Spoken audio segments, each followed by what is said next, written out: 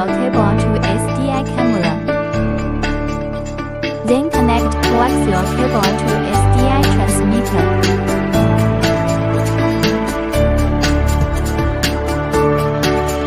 Connect single fiber cable between transmitter